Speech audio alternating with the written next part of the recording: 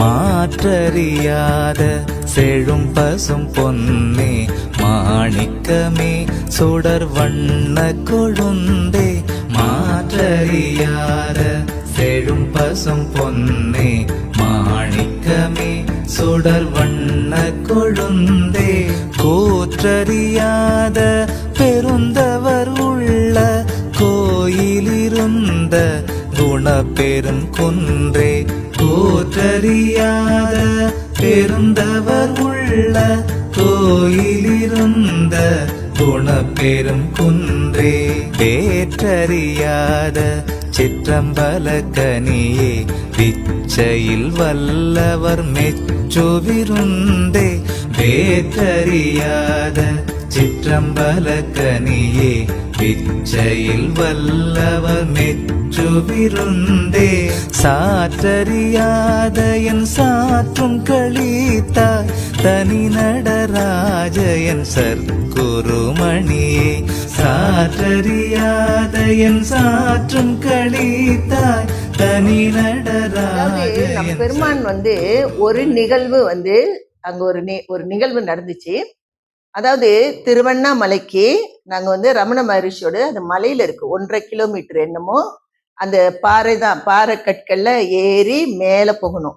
So அவங்க அம்மாவும் அவங்க கூடிய மகன் தவத்துக்கு போனோடனையும் அவங்க தாயாரும் அந்த தவத்துக்கே அவங்க போயிருக்கிறாங்க. அப்போ அந்த மலையில மேல நம்ம போகணும். அப்போ நம்ம போறப்ப அவங்க சொன்னாங்க நிறைய அட்டாக்கர்ஸ் எல்லாம் நிறைய இருக்காங்க. குரங்கு எக்கச்சக்கமான குரங்கு 2 சைட்லயும் நிறைய குரங்குங்க. அப்போ நம்ம என்ன செஞ்சோம், பேக்லாம் போட்டுட்டு போயிட்டோம். மேலே போகிறப்ப எந்த ஒரு ப்ராப்ளமும் இல்லை. நல்லபடியாக மேலே போயிட்டு கொஞ்ச நேரம் அங்கே உட்காந்து எல்லாம் செஞ்சுட்டு திரும்ப கீழே இறங்கி வந்தோம். நம்ம கீழே இறங்கி வரப்ப நம்ம என்ன செஞ்சோன்னா அதே மாதிரி தான் ஹேண்ட்பேக் போட்டிருந்தோம். ஏன்னா பேக்கு எப்போ கையில் வச்சிருப்போம் இல்லையா.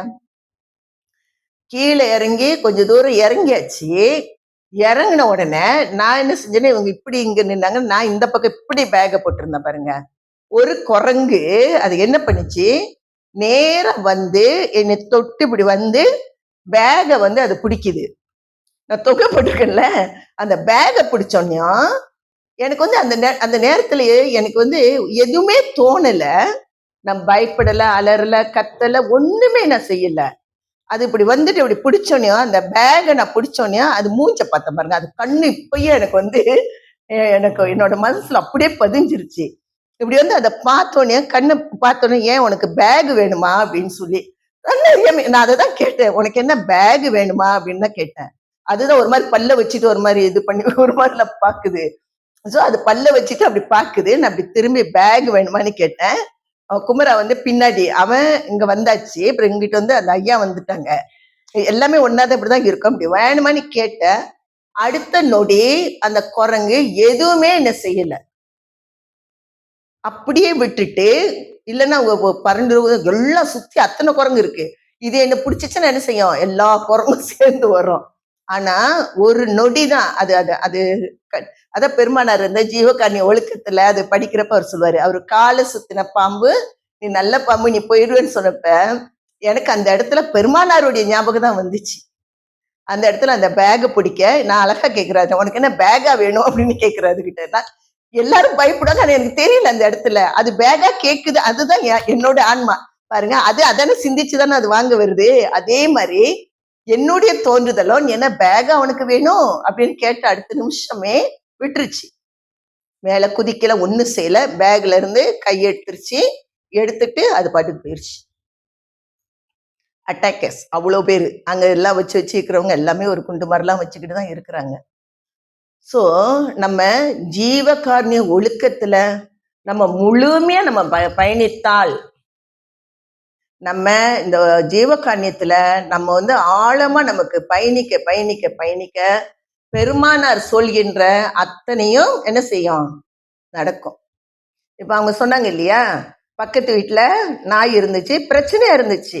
இங்க சொன்னாங்க, வடலூர்ல நீங்க என்ன விண்ணப்பம் போடுறீங்களோ அதே ஈக்குவலா நீங்க என்னென்ன வேண்டி வந்திருக்கீங்களோ, என்னென்னலாம் கேட்டு வந்திருக்கீங்களோ அத்தனையும் நீங்க இங்க போடலாம். 100% பெருமானார் உங்களுக்கு நிறைவேற்றி கொடுப்பாங்க.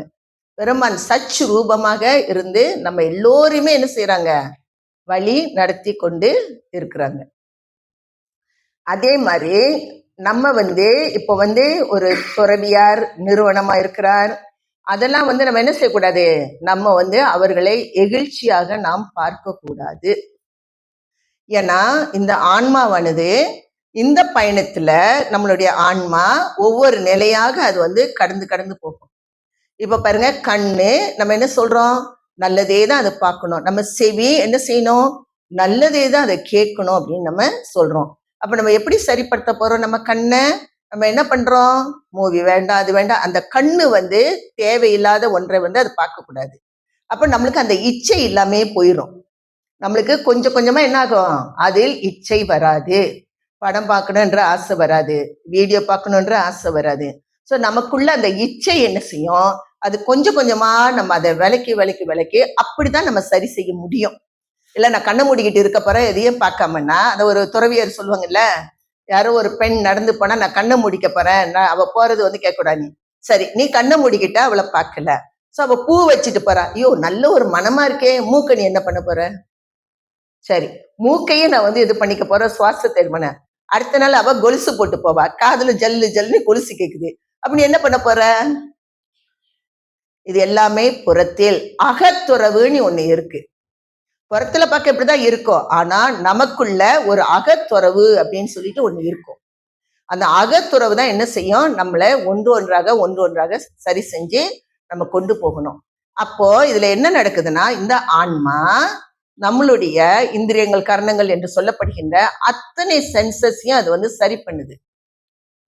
முதல் ஸ்டேஜ் என்ன பண்ணுது, அத்தனையும் சரி பண்ணுது. நான் எப்போதும் சொல்வேன், பெருமானார் 4 ஒழுக்கங்கள் தான் கொடுத்துருக்காங்க. என்னதெல்லாம்? இந்திரிய ஒழுக்கம், கரண ஒழுக்கம், ஜீவ ஒழுக்கம், ஆன்ம ஒழுக்கம். 2 தான் நம்ம சரி செய்ய முடியும், மீதி 2ம் அவரால் நமக்கு சரி செய்து கொள்ளப்படும். ஆனா இந்த 4 ஒழுக்கத்துக்கும் முதலாவது ஒரு ஒழுக்கம் இருக்கு. என்னது? ஜீவ காரணிய ஒழுக்கம். இந்த 4 ஒழுக்கத்துக்கும் முதலாவது இருக்கின்றது ஒன்று ஜீவ காரணிய ஒழுக்கம். நீ பரோபகாரம் செய்ய, தர்மம் செய்ய, சாப்பாடை போடு, சத்திரத்தை போடுன்னு பெருமானார் சொல்லல. தர்மசாலை அப்படின்னு தர்மம் என்கின்ற ஒரு வேர்டு அந்த இடத்துல வருது. சரியா? உணவு போடுறதுக்கு என்ன செய்யலாம், ஒரு சத்திரமோ ஏதோ நம்ம சொல்லலாம். ஆனா அந்த இடத்துல என்ன சொல்றாரு, தர்மசாலை. தர்மம் தான் நம்மளுக்கு என்ன செய்ய போகுது, நாம் செய்ய செய்ய செய்ய நமக்கு என்ன கிடைக்கும்? தர்மம் செய்ய செய்ய என்ன கிடைக்கும் நம்மளுக்கு? ஒண்ணுமே கிடைக்காதா? ஒண்ணும் கிடைக்கலன்னா என்ன, அது எதுக்கு நம்ம செய்யணும்? அன்பும் அறிவும் நமக்கு பெருகும். ஜீவகாரணி நம்ம செய்ய செய்ய செய்ய நமக்கு என்ன ஆகுது, நமக்குள்ள அன்பும் அறிவும் பெருகும். இந்த படிப்பு கலை அறிவு அல்ல, ஆன்ம அறிவு பெருகணும். இப்ப அதனாலதான் சன்மார்க்கம் என்பது சாதாரணமா போய் கோயில்ல சாமி கும்பிட்டுட்டு கையெடுத்து கும்பிட்டுட்டு அவங்க சூடம் காட்டினோடனே அப்படி அப்பா என்ன ஒரு அலங்காரம் அப்படின்னு வருவது அல்ல. இந்த பிறப்பை எடுத்த ஒவ்வொருவரும் என்ன செய்யணும், உங்களுடைய ஆன்மா லாபம் அடையணும். Profit, your soul must get profit. உங்க சோலுக்கு என்ன ப்ராஃபிட் கிடைக்க போகுது? எதுக்கு உங்களுக்கு, உங்க சோலுக்கு எதுக்கு ப்ராஃபிட் வேணும், எதுக்கு லாபம் வேணும்? வேணுமா வேண்டாமா? என்னதான் இரவாமையெல்லாம் அவரு கொடுத்தா பார்த்துக்கணும், இரவாமையெல்லாம் நினைச்சிட்டு உட்கார்ந்து இருக்க கூடாது. எத்தனை பேர் இரவாம அங்க உட்கார்ந்துகிட்டு இருக்காங்க? தயவு செய்து, நான் சன்மார்க்கத்துக்குள்ள வந்துட்டேன், நான் செத்து போக மாட்டேன், நான் இப்படிதான் இருப்பேன்னு தயவு செய்து வேண்டாம். அந்த சிந்தனை நம்மளுக்கு வேண்டாம். முதலாவது நம்மளுடைய சிந்தனை அத்தனை தத்துவங்களையும் நம்ம எப்படி சரி செய்ய போறோம். ஃபர்ஸ்ட் ஸ்டெப், நம்மளுடைய தத்துவங்கள் எல்லாவற்றையும் 36 தத்துவம் இருக்கு இல்லையா? ஆன்ம தத்துவம் 24, வித்யா தத்துவம் 7, சிவ தத்துவம் 5, அத்தனை பூட்டி தான் இறைவன் நமக்கு இந்த பிறப்பை கொடுத்து நம்ம இந்த பிறப்புக்கு நம்ம எல்லோருமே வந்திருக்கிறோம். அத்தனையும் நம்ம எப்படி சரி செய்ய போறோம், அதுதான் ஃபர்ஸ்ட் ஸ்டெப். நம்ம ஒண்ணுமே சரி செய்யாம நான் சன்மார்க்கத்துக்குள்ள இருக்கிறேன், அதனால நான் செத்து போக மாட்டேன்னு, இது என்னது? அது சரியா தவறா? ஒவ்வொரு ஆன்மாக்களும் பயிற்சியில இருக்கணும். நம்ம என்ன செய்யணும், ஏது பண்ணுறது. அப்ப அத்தனை நிக்கிரகம் செஞ்ச பிறகு அது என்ன ஆகும்னா, அந்த ஆன்மா அந்த அருளை காண்கின்றது. அந்த அருள் இங்கதான் நம்ம ஜீவகாரணியம் வருது. நம்ம ஜீவகாரணி ஒழுக்கத்துல இருந்து உயிர் வருது.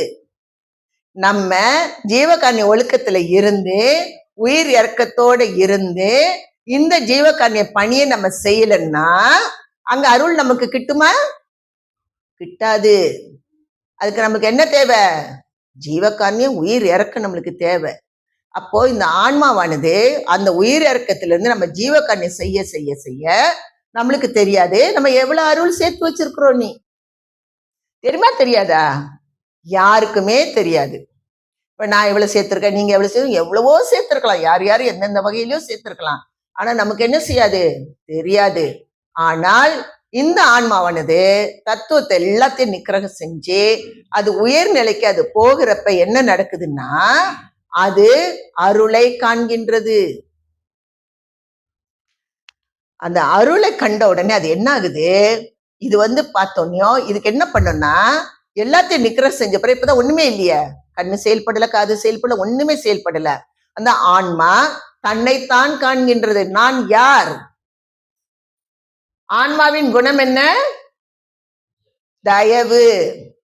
ஆன்மாவின் குணம் தயவு. அப்ப என்ன பண்ணுது, அது தன்னைத்தான் காண்கின்றது. எல்லாம் உட்கார்ந்து தவம் பண்ணி நான் யார் கண்டுபிடிக்க போறேன், நான் யார் கண்டுபிடிக்க போறேன், நான் யார் கண்டுபிடிக்க போறேன்னு இருக்காங்க. பெருமா நீ ஜீவகன், நீ என்னத்தை கண்டுபிடிக்க முடியும்? நீ அருளை தேடாம அங்க உட்கார்ந்து உன்னால கண்டுபிடிச்சு போ, அதுக்கு அடுத்த நாளைக்கு போக முடியுமா? முடியாதா? நல்லா மனசுல வச்சுக்கோங்க. அருள் இல்லை என்றால் அடுத்த நாளைக்கு என்ன முடியாது, போக முடியாது. நீ சாப்பிடாம நீ பட்னி இருக்கலாம், காத்த புடிச்சு நான் சாப்பிடுறேன்னு சொல்லலாம், நான் அப்படியே இருக்கிறேன்னு சொல்லலாம். எல்லாமே புறத்தில். எல்லாமே எங்க நடக்குது? புறத்தில். அது எல்லாம் புறத்துலதான் நடக்கு, அகத்துல நம்மளுக்கு தெரியாது. சரியா? துறவு ரெண்டு விதமா இருக்கு, அகத்துறவும் இருக்கு, புறத்துறவும் இருக்கு, ரெண்டுமே இருக்குது. அப்போ இந்த ஆன்மா அந்த நிலைக்கு போறப்ப அதுக்கு ஒரு போதம் வருது. ஆகா, நான் யாருன்னு கண்டுபிடிச்சிட்டேன், நான் யாருன்னு எனக்கு தெரிஞ்சிருச்சு, நான் அது அவள் எல்லாமே அதுக்கு தோணுது, வருது. அங்கதான் அருள் அந்த போதத்தை ஒடிக்குது. அது அந்த போதத்தை என்ன செய்யுது, நம்மை விட்டு நீக்குது. அந்த அருள் நம்மளுடைய அந்த தற்போதத்தை நம்ம விட்டு நீக்குது. இது ஒரு கதை மாதிரி நீங்க இமேஜின் பண்ணிக்கிட்டே வாங்க. இப்ப நம்ம இருக்கிறோம், எல்லாத்தையும் நம்ம கழட்டிட்டோம். இப்ப நம்ம நான் யார் என்று நம்ம பார்த்துட்டோம். நான் யார், ஓ நான் பார்த்துட்டேன், நான் யார் இதை பார்த்துட்டேன், நான் தான் பெருசு. அது எல்லாமே போதத்தை அது தட்டணும். இப்போ இந்த ஜீவகாரணி ஒழுக்கத்தை நம்ம அதை தேடுகின்ற அந்த அருள் என்ன பண்ணும்னா அங்கே போதத்தை ஒழிச்சிரும். அந்த போதம் நம்மளை விட்டு நீங்கின உடனே என்ன ஆகும்னா அந்த அருளை அது முழுமையாக அது தரிசிக்குது. ஆன்மாவை அது தரிசிச்சுட்டு அதுக்கு அடுத்து என்ன பண்ணுது, அந்த அருளை தரிசிக்கு. இதுக்குதான் இப்ப போதம் இல்லையா, இவ்வளவு நேரமா அது நான் விட்டு தானே இருந்துச்சு. நானும் தூக்கணும்னு என்ன ஆகுது, யாரால் நாம் இந்த நிலைக்கு வந்தோம்னு சொல்லி அந்த அருளை தரிசிக்கும். ஒவ்வொரு செயலும் நம்மால் ஆகாது, அருளை கொண்டுதான் செயல்பட முடியும். நான் என் காது நல்லதே கேட்க போறேன், நல்லதே இது பண்றேன் அப்படின்னு சொல்லி காதை சரி பண்ணணும் அப்படின்னு சொன்னாலும் நம்மளுடைய காது, மூக்கு, கண்ணு எல்லாமே உயிருள்ள பொருளா ஜட பொருளா? உயிருள்ள பொருளா ஜட பொருளா? ஜட பொருள். எல்லாரும் ஒத்துக்கிடுறீங்களா? அது எப்படி கண்ணு பாக்குது வைக்குது, நீங்க எப்படி ஜட பொருள்னு சொல்லலான்னு யாராவது கேள்வி இருக்கா? உனக்கு இல்ல, மற்றவங்க யாருக்காவது கேள்வி இருக்கா? இருந்தா கேட்டு கிளியர் பண்ணிக்கிடுங்க. இருக்கா இல்லையா? இல்ல, பயம் கை தூக்குறதுக்கு. சரி, இப்போ இது எல்லாமே தத்துவங்கள். இறைவன் தனுகரண போகத்தை கூட்டுறப்ப எல்லாத்துமே தத்துவங்களாக நமக்கு பூட்டி வச்சிருக்கிறாங்க. இப்ப இது என்ன செய்யுது, நம்மளுடைய ஆன்மா அந்த அறிவுல இருந்துதான் இது என்ன பண்ணுது, ஒன்றொன்றாக நமக்குள் செயல்படுகின்றது. கண்ணு இருக்கு, கண்ணு தெரியாம இருக்காங்க தானே. காது இருக்கு, காது கேட்காம இருக்காங்க தானே. அப்ப இது வந்து உயிருள்ள பொருளா இருந்ததுன்னா செயல்பாட்டுல இருக்கணுமே. ஏன் செயல்பாட்டுல இல்ல? அங்க இருந்து அதுக்கு இன்ஸ்ட்ரக்ஷன் கொடுத்தாதான் அது என்ன செய்யும், அந்த செயல்பாட்டுக்குள்ள அது வரும்.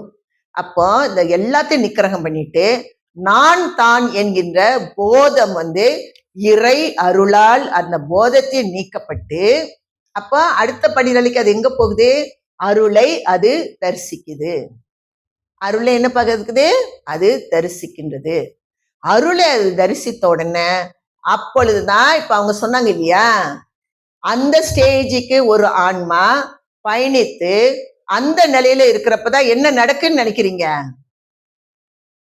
என்ன நடக்கும்னு நினைக்கிறீங்க? நிர்வாணமா, அவங்களுக்கு ஆடை இருக்கான்னு தெரியாது, எங்க இருக்குன்னு தெரியாது, எல்லா இடமும் எல்லாமே சிவமயமாக அவங்களுக்கு தோன்றும். எல்லா இடமும் எப்படி தோணும், சிவமயமாக தோணும். அவங்க நம்மளை பார்த்தா கூட நம்ம எல்லாம் சிவனாக தான் அவங்களுக்கு தோணும். புரியுதா? அவங்களுக்கு எப்படி தோணும், எல்லாமே சிவமயமாக தோணும். மரத்தடியில உட்கார்ந்தாலும் அது அவங்களுக்கு சிவாலயம் தான். நம்ம கூட்டத்துல வந்து இங்க உட்கார்ந்தாலும் இது எல்லாமே சிவாலயம் தான். சோ அவங்க வந்து என்ன ஆகுறாங்க, இந்த அருளானது அந்த நிலைக்கு அவங்க வந்து அந்த ஸ்டேஜ்ல இருக்கப்பதான் அவங்க சொன்னாங்க இல்லையா, நிர்வாணமா இருக்கிறாங்க. அவங்களுக்கு ஃபீலே இருக்காது. அவங்க ஆடை போட்டிருக்கமா போடலையா எதுவுமே இருக்காது. ஏன், ஏகாந்தமா அந்த அருள் போதத்துல அவங்க ஆடிக்கிட்டு இருக்காங்க. அருள் கிடைச்சதுல ஒரு பெரிய விஷயம் இல்லையா? அப்போ அவங்க என்ன பண்ணுது இந்த ஆன்மா, அந்த ஸ்டேஜுக்கு அவங்க போகிறப்ப பாடுவாங்க, ஆடுவாங்க, எப்படி வேணாலும் இருப்பாங்க. ஸோ அவங்கள பார்த்து பித்தம் சொல்லுவாங்க, பைத்தியம் சொல்லுவாங்க. நம்ம தயவு செய்து நம்ம யாரும் என்ன செஞ்சிடக்கூடாது, சொல்லிடவே கூடாது.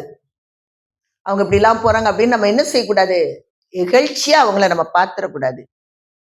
அதுக்குதான் இதை சொல்றது. அப்ப நம்ம என்ன ஐயோ இப்படி இல்ல, அது உனக்கு, ஏன்னா உனக்கு பக்குவம் இல்லை, அதை பார்த்தோன்னே உனக்கு தெரியுது. ஆனா அந்த ஆன்மா அது பக்குவத்துல ஒரு நிலையில இருக்கிறதுனால அதுக்கு ஒண்ணுமே இல்லை. நீ சோத்தப்பட்டாலும் இல்லை, கல்ல விட்டு அடிச்சாலும் இல்லை, கதை இருக்குதானே. ஒரு சிவயோகி போறப்ப என்ன செய்வான், ஒருத்த வந்து கல்ல விட்டு அடிப்பான் அந்த சிவயோகிய.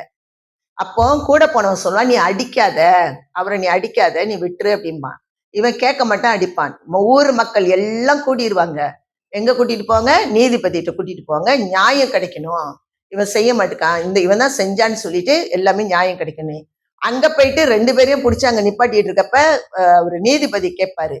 கேட்கிறப்ப இவன் என்ன சொல்லிடுவாரு, கல்ல அடிச்சவனை வந்து நல்லவன் சொல்லியும், கல்ல அடிக்காம இருந்தானே அவன் தான் கல்ல அடிச்சான்னு சொல்லி மாத்தி சொல்லிடுவாரு அவரு. தெரியுதா? ஏன்னா அவருக்கு ஒண்ணுமே இல்லை.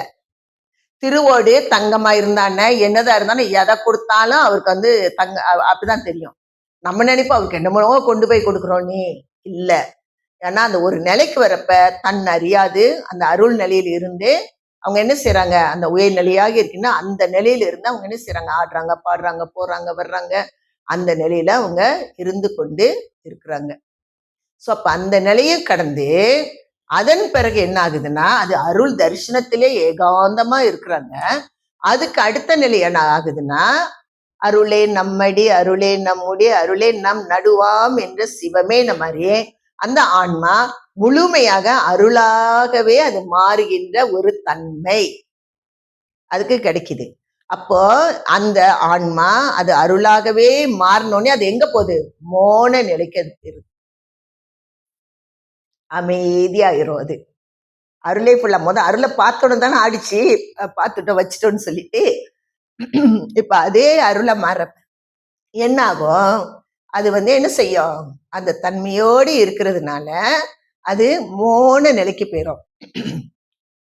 சரியா? அந்த இடத்துல மௌனம் ஆயிரும். மௌனம் ஆகின பிறகு அது என்ன பண்ணும், அந்த ஆன்மா அதுக்கு அடுத்து இறைவனின் ஒரு கூறாகிய பறை என்கின்ற தண்ணி குடிக்க, பறை என்கின்ற அந்த நிலைக்கு இந்த ஆன்மா போகுது.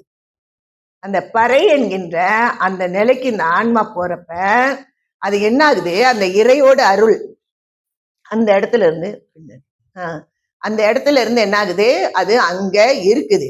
இப்ப இது எப்படி இருக்கும்னா, ஒரு பகுதி பார்த்தா பறையா இருக்கும், இன்னொரு பகுதி பார்த்தா அருளா இருக்கும். ஏன்னா அருளோட அந்த கூறுக்குள்ள போய் தான் அது என்ன ஆகுது, அந்த நிலைக்கு வந்து அது போகுது. அப்ப இந்த இடத்துல அது அந்த மாதிரி போகிறப்ப அடுத்து என்ன ஆகும்? இப்போ அதுக்கு என்ன ஆகுது? அருள் இருக்கின்றது, பறை என்கின்ற நிலையில அது போயிட்டு அந்த ஆன்மா இருக்குது.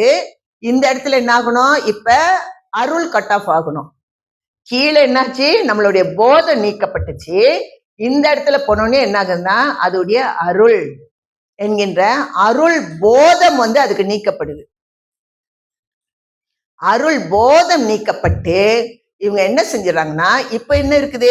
இப்போ வந்து நம்ம தேடின அருள் எல்லாமே அந்த ஒரு நிலைக்கு போயிட்டு எல்லாமே நீக்கப்பட்டாச்சு. சரியா? இப்ப என்ன நினைச்சுக்கிட்டாங்கன்னா, முந்தி உள்ள அருளாளர்கள் எல்லாமே இறைவனுடைய திருவடியை நான் போய் அடைஞ்சிட்டேன் அப்படின்னு. இறைவனுடைய திருவடி என்னது? அருள். இப்ப இந்த ஆன்மா என்ன நினைக்குதுன்னா, இறைவனுடைய திருவடியை நம்ம அடைஞ்சிட்டேன்றப்ப இந்த அருள் வந்து இந்த ஆன்மா இந்த நிலையில இருந்து அது நீக்கப்படுறப்ப, ஏனென்றால் வான்கணத்த மாணிக்க வாசகான்லாம் சொல்றதுலாம் இந்த அருள் வெளி வாழைப்பழம் போல் நம்மளை விழுங்கி விடுமா. அதனால அவங்க அந்த அந்த நிலையில போனதுனால முத்தி என்ற ஒன்றை நாங்க பெற்றுட்டோம். சிவாத்வைதம் என்கிற நிலைக்கு நாங்க பெய்யாச்சு. அந்த நிலையில போனோடனே அவங்க என்ன நினைச்சிட்டாங்கன்னா, அந்த அருள் வெளியில அப்படியே அவங்க ஏகாந்தமா ஆனந்தமா அப்படியே இருந்துட்டாங்க. ஆனால் இப்ப என்ன நடக்கும்னா, நம்ம போகிறப்ப இப்போ சிவம் என்று சொல்லுகின்ற சுத்த சிவ நிலையில் இருக்கின்ற அந்த அருளே சிவமே சிவமே சிவமே எல்லாம் படிக்கிறோம் இல்லையா? சிவன் அல்ல, அந்த டிஃபரன்ஸ் நீங்க பாத்துக்கிடுங்க. அது வந்து சிவன் அல்ல, சிவமே என்பது சுத்த நிலையில் இருக்கின்ற. அப்ப சுத்த நிலையில் இருக்கின்ற சிவம்க்கு என்ன இருக்குது?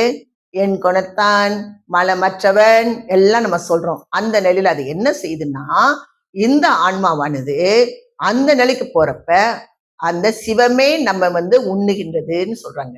அது நம்மளை வந்து ஆட்கொள்ள போகுது. நம்மள அது ஆட்கொள்ள போறது எப்படி ஆட்கொள்ளனா, வந்தோன்னு அப்படி பிடிச்சிடலாம், அது போகாது. நம்மளுடைய ஆணவ மலம் எவ்வளவு வச்சிருக்கோன்னு நம்மளுக்கு தெரியாது. சரியா? அப்போ அந்த நிலைக்கு போறப்ப அந்த சிவமே என்று சொல்கின்ற அந்த நிலையில் இருக்கின்ற அந்த சிவம் என்கின்றது வந்து நம்மளுடைய ஆணவ மலம் வந்து நீங்குது நம்மளுக்கு. அது கொஞ்சம் கொஞ்சமா கொஞ்சம் கொஞ்சமா கொஞ்சம் கொஞ்சமா அதோடைய வலு வந்து அற்று போகுது. இப்போ நம்ம தத்துவம் நிக்கிறங்கன்னு சொன்னா கை கால்லாம் இங்க காணாமலாம் போகாது. அதோடைய செயல்பாடு அடங்கி இருக்குன்னு வச்சுக்கணும் நீங்க. அது புரிஞ்சுக்கிடுங்க. இப்ப நான் எனது என்கின்ற அந்த அருளுக்குள்ள வரப்ப நான் எனது என்றது வராது. எது நடந்தாலும் இறைவன் செயல், திருவருள் செயல், எல்லாமே அவனுடைய செயல் என்கின்ற அந்த வழக்குக்குள்ள நம்ம வந்துருவோம். அப்போ அந்த நிலைக்கு போன பிறகு இந்த நிலையில என்ன ஆகும்னா, இங்க வந்து என்ன ஆயிட்டாங்க, அப்படியே நம்ம அடங்கிட்டு எல்லாம் மூச்சு காட்டு. இப்போ வெளி சுவாசம் நின்னா இறை சுவாசம் நம்மளுக்கு வந்துடும். அப்ப இதெல்லாம் அடக்கி அவங்க வந்து அப்படியே முத்தி பெற்றுட்டோம் அப்படின்னு சொல்லி அவங்க இருந்துடுறாங்க. நம்மளுடைய வள்ளல் பெருமான் இது வந்து துரிய நிலையில நடக்குது. துரிய நிலையாகி இருக்கின்ற இந்த இடத்துல சிவம் இதானே? கரெக்டா? அகாரம் உகாரம் மகாரம் சிகாரம், அதுக்கடுத்து வகாரம், அதான் சி வா வகாரம். சரியா? அப்ப அந்த இடத்துல அந்த அந்த இடத்துல நடக்குது. அப்ப அது என்ன ஆகுதுன்னா, இந்த இடத்துல வந்து அது கொஞ்சம் கொஞ்சமா கொஞ்சம் கொஞ்சமா நம்ம என்ன பாக்குறோம்? ஆணவ மலம் இயற்கையானது, இறைவனை கொண்டுதான் நம்ம என்ன செய்ய முடியும்? நீக்கி கொள்ள முடியும் அப்படின்னு சொல்லி சொல்றோம். அப்ப இந்த ஆன்மா அந்த நிலைக்கு போன பிறகு அது கொஞ்சம் கொஞ்சமா கொஞ்சம் கொஞ்சமா கொஞ்சம் கொஞ்சமா அதை நீக்கிறப்ப என்ன நடக்குதோ? ஓங்கார பீடத்தில் நான் அமர்ந்த போது அவர் என்ன பண்றாரு? அருப்பெருஞ்சோதி ஆண்டவர் வர்றாரு. வள்ளல் பெருமான் என்ன செய்யறாரு? அந்த இடத்த விட்டு எழுந்திருக்கிறாரு. நீ எழுந்திருப்பது என்ன? அகங்காரம் ஒழிக அப்படிங்கிறாரு. தெரியுதா? அகங்காரம் ஒழிக அப்படின்னு சொல்லி நம்ம திருவருப்பா பாடல் இருக்கு. அகங்கார ஒழிக அப்படின்னு சொன்ன பிறகு அடுத்து நான் வேறு தான் வேறு அல்ல. ரெண்டு பேரும் என்ன ஆகுறாங்க? ரெண்டு பேருமே மர்ஜ். யாரு ரெண்டு பேரு? இந்த ஆன்மாவும் அத இறையாக இருக்கின்ற அந்த அருள் ஒளியும், இந்த ஒளியும் நம்மளுடைய ஒளியும் அந்த ஒளியும் ரெண்டும் மர்ஜ் ஆகுது. நம்ம வந்து மனுஷனே போய் மர்ஜ் பண்றான்னு கற்பனை பண்ணக்கூடாது. இப்ப ஆன்மா பத்தி தான் சொல்லியிருக்கோம், அந்த ஒளியுடைய செயல்பாடு தான் சொல்லியிருக்கோம். அப்ப நான் வேறு நீ வேறு அல்ல என்கின்ற ஒரு தன்மையை வந்து அந்த இடத்துல நம்ம பெறுறோம். சரி, இப்போ அகங்காரம் ஒளிஞ்சிருச்சு, ஆணவ மலம் ஒளிஞ்சிருச்சு, அந்த நிலைக்கு வந்தாச்சு. துரிய நிலையை நம்ம வந்து செட்டில் பண்ணிட்டோம். அதுக்கு அடுத்து எங்க போனோம்? துரியாதீத நிலையில தான் அருப்பெருஞ்சோதி ஆண்டவர் இருக்காங்க. இப்போ வந்த அவ்வளவு அருளாளர்களும் பெரிய பெரியவங்க யாரா இருந்தாலும் சரி, எந்த ஜீவ சமாதியாக இருந்தாலும் சரி, அத்தனை பேருமே முத்தி பேரு அறம்பொருள் வீடு, அதுதான் அவங்க எல்லாமே பாக்குறாங்க. சரியா? அப்போ அதையும் கடந்த நிலைக்கு நம்ம வீடு பேர் அடைஞ்சாச்சு, வீடு பேர் அடைஞ்சாச்சுன்னு அது வீட்டுக்குள்ள போய் உட்கார்ந்துட்டாங்க. முத்தி என்கின்ற அதுக்குள்ள உட்கார்ந்தாச்சு. இப்ப இந்த ஆன்மா அடுத்து என்ன செய்யணும்? அதுக்கு மேல உள்ளது எல்லாமே அனுபவம். அதுக்கு மேல உள்ளதெல்லாம் என்னது? அனுபவம். அதனாலதான் அவர் என்ன சொல்றாரு? ஆணி பொன்னம்பலத்தை கண்ட காட்சி என்ன சொல்றாரு? அம்மையை கண்டேனடி அவள் அருளாலே அமுதம் உண்டேனது, அதற்கு பேரு திரு நடராஜ சன்னதி கண்டேன், சாமி அறிவாரடி அம்மா, சாமி அறிவாருன்னு முடிச்சிட்டாரு. ஏன்னா அந்த இடம் என்ன ஆகுது? அனுபவம். இப்போ இந்த ஆன்மா இவ்வளவும் கடந்து நம்ம போயிட்டோம். சரியா? இப்போ நம்ம ஏனோ தானோ போய் கோயில பூஜை பண்ணும், அலங்காரம் பண்ணும், பக்தியா பாடணும், இதை பண்ணணும், அதை பண்ணணும், எதை பண்ணணும்னா நம்மளும் அதோட முடிஞ்சு போயிடும். நான் சன்மார்க்கம் என்பது என்ன சொல்லுதுன்னா, நீ அடுத்த நிலைக்கு நீ என்ன செய்யணும்? நீ அடுத்த மேல்நிலைக்கு நீ பயணிச்சு போகணும். அப்பதான் அது என்ன ஆகுதுன்னா, அங்க உயர்ந்ததோர் தம்பம் இருந்தது. என்ன தம்பம்? கருணை தம்பம். கருணை தம்பம் எப்படி சம்பாதிக்க போறீங்க? ஜீவகாருண்ய ஒழுக்கத்துல சம்பாதி. இப்பிறப்பை எடுத்த ஒவ்வொருவரும் இப்பிறப்பினால் அடையத்தக்க ஆன்ம லாபத்தை காலம் உள்ள போதே அறிந்து நம்ம அடையணும். எல்லாருமே இது யாரோட கட்டளை? இறைவனின் கட்டளை. நம்ம ஜீவகாருண்ய ஒழுக்கத்தில் இருக்க வேண்டும் என்பது யாருடைய கட்டளை? இறைவனுடைய கட்டளை. நம்ம சும்மா நம்மளா உட்காந்துட்டு எல்லாம் செய்யுங்க, அதெல்லாம் கதையே இல்லை. அப்போ நம்ம அந்த மாதிரி சம்பாதித்தாதான், அதுதான் இப்ப எங்க போறோம்? அந்த சாவியை தூக்கிக்கிட்டு நம்மளுடைய கருணையான ஒரு நிலையிலிருந்து நான் மேல்நிலைக்கு போயிட்டு எதை திறக்க போறோம்? என்ன திறக்க போறோம்? மோட்ச வீட்டின் திறவுகோள். மேல போயிட்டு அதை போய் என்ன செய்யணும்? திறக்கணும். இல்லைன்னா என்ன நடக்கும்? நம்மளுக்கு முன்னும் பின்னும் என்ன செய்யணும்? வாசலை தட்டிட்டு திருப்பி கீழே வரணும், இன்னொரு பிறப்பு எடுக்கணும், எடுத்து மறுபடி சம்பாதிக்கணும். இப்பயாவது மனுஷ பிறப்பை கொடுத்தா அடுத்த பிறப்பு என்னன்னே தெரியாதே. அதெல்லாம் நம்மளுக்கு தேவையா? தேவை இல்லையா? தேவை இல்லை. அதனால நீங்க என்ன செய்யணும்னா, இந்த பிறப்பை எடுத்த ஒவ்வொருவரும் இப்பிறப்பினால் அடையத்தக்க ஆன்ம லாபத்தை காலம் உள்ள போதே அறிந்து அடைய வேண்டும். சரி, இவங்க என்னடாப்பா சும்மா ஜீவகாருண்யம் ஒழுக்கம் அப்படின்னு சொல்லிக்கிட்டு இருக்காங்களே அப்படின்னு பார்த்தா, ஜீவகாருண்ய ஒழுக்கத்துக்கு பெருமானார் கொடுக்குறாங்க. ஜீவர்கள் விஷயமாக உண்டாகின்ற ஆன்ம உருக்கத்தை கொண்டு தெய்வ வழிபாடு செய்யணும். அப்போ தெய்வ வழிபாடுன்னா என்னது? தெய்வ வழிபாடுன்னா? சன்மார்க்கத்துல தெய்வ வழிபாடுனா என்னது? அது எப்படி செய்யணும்? ஆன்ம உருக்கத்தோட செய்யணும். மனசுனால எல்லாம் கிடையாது. பந்தா பண்ணிக்கிட்டு ஓகே வந்துட்டாரா, ஓகே பெருமான் சொல்லியிருக்காங்க, சாப்பாடு போட சொல்லியிருக்காங்க, ரைட்டு இந்த போடுறேன், ஒரு 100 பேருக்கு போடுறேன், ஒரு 50 பேருக்கு நான் போடுறேன், அதுக்கு பேர் ஜீவகாருண்ய ஒழுக்கமா? இல்ல. ஒரே ஒரு ஆளுக்கு நீங்க உணவு வாங்கி கொடுத்தாலும், ஐயோ அது பட்னியா இருக்குதே, அது சாப்பிச்சா இல்லையான்னு தெரியலையே அப்படின்னு நீங்க ஒரே ஒரு ஜீவனுக்கு நீங்க உணவு வாங்கி கொடுத்தா கூட போதுமா? பத்தாதா? தாராளமா போதும்.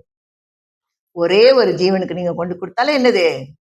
தாராளமா போதும். அதனாலதான் அதாவது ஆன்ம ஒரு ஜீவனுக்கு அது கஷ்டப்படுறப்ப இந்த ஆன்மா அது தன்னுடைய சகோதரனாக, இப்ப சகோதரனாக நீங்க பாத்தீங்கன்னா அது என்னதாகுது? அது என்ன ஆகுது? சகோதரனை பாக்குறது கரெக்டா தப்பா? நம்ம சகோதரனை பார்த்து உதவி செஞ்சு அதுக்கு பேரு ரத்த பந்தம். அது பேரு ஆன்ம உருக்கம் அல்ல, ரத்த பந்தம். இப்போ நம்ம நடந்து போயிட்டே இருக்கோம், சீனனோ மலைக்காரனோ எவன் விழுந்தாலும் என்ன செய்யணும்? ஓடி போய் நம்ம தூக்குறோமா இல்லையா? அது ஏன்? பழைய உறவு. நம்மளும் ஒரு ஆன்மா, அது ஒரு ஆன்மான்ற பழைய உறவு. இது நம்ம உற்றார் உறவினருக்குள்ள போயிட்டு ஐயோ பாவனி செய்யறது, அது பேர் என்னது? ரத்த பந்தம், உறவு, பந்த உறவு. நம்மளுக்கு பந்த உறவு மெயினா, அதையும் செய்யணும், செய்யக்கூடாதுன்னு கிடையாது, செய்யணும். ஆனா ஆன்ம லாபம் எந்த இடத்துல உங்களுக்கு கிடைக்கும்? தெரியாத ஒரு ஜீவனுக்கு போய் நம்ம செய்யறோம் பாருங்க, அதுதான் நம்மளுக்கு லாபம். இது சும்மா நம்ம பாட்டு செஞ்சுட்டு போயிட்டே இருக்க வேண்டியதுதான். என்னது லாபம்? தெரியாத ஒருத்தங்களுக்கு செய்யறது. அதுதான். அதனாலதான் பெருமானார் என்ன செஞ்சாங்க? அறிவு விளங்கிய ஜீவர்களுக்கு எல்லாம் ஜீவ காரண்யமே கடவுள் வழிபாடு. இந்த அறிவு எப்படி வழங்கும்? ஜீவ காரண்யம் நம்ம செய்ய செய்ய அன்பும் அறிவும் நமக்குள் பெருகும். அந்த அன்பும் அறிவும் அந்த பெருகுது இல்லையா, அந்த அறிவுல தான் நம்ம என்ன செய்யணும்? இந்த விசாரம் செய்யணும். நம்மளுக்கு அது புரியணும், அது விளங்கணும். சும்மா இதெல்லாம் போட்டிருக்காங்க, இது போட்டிருக்காங்க, இதை விட எப்படி இதை கொண்டு போயிட்டு அப்ப அந்த அறிவு விளக்கம் நம்மளுக்கு எப்படி வரும்னா, நம்ம ஜீவ காரண்யம் உயிர் இறக்கத்தோடு இருந்து செய்தால் மட்டுமே நமக்கு வரும். அப்ப ஜீவ காரண்யத்துக்கு என்ன சொல்லியிருக்காங்க? நம்ம ஒரு ஜீவனுக்கு நம்ம செய்யறப்ப நமக்கு எப்படி இருக்கணும்? நமக்கு அந்த ஆன்மா, ஐயோ இந்த ஆன்மா கஷ்டப்படுதே என்ற ஆன்ம உருக்கத்தோடு தான் நம்ம செய்யணும். ஏனோ தானோ நம்ம என்ன செய்யக்கூடாது? செய்யக்கூடாது. சரி, ஏன் சிலருக்கு ஜீவ காரண்யமே செய்ய மாட்டாங்க, அப்படியே கடந்தா கூட அவங்க பாட்டுக்கு போயிட்டே இருக்கிறாங்க? ஏன், என்ன காரணம்? கடினமான மனமா? சோ வேற கடின சித்தரா? வேற வேற மன வளர்ச்சி இல்லையா? அறிவு வளர்ச்சி இல்லையா? அறிவு இல்லை, அவங்களுக்கு அறிவு இல்லையா? யாராவது செய்யாம இருந்தா இவங்க அறிவு இல்லைன்னு சொல்லிட்டாங்க. ஜீவகாரண்யம் செய்யலன்னா என்னது இல்லையா? இல்ல. முதல்ல எப்படி சொன்னேன்? இந்த ஆனா அவங்க சாப்பிடுறாங்க 3 வேளை, அவங்க சாப்பிடுறாங்க. பெருமானார் என்ன சொன்னாங்க? ஒரு வேளை சாப்பிட்டு ஒரு வேளை சாப்பாடு அவங்களுக்கு கொடுக்கணும். நம்ம ஏன் அந்த நாலேஜ் இல்லைன்னு தான் இப்ப கேள்வியே.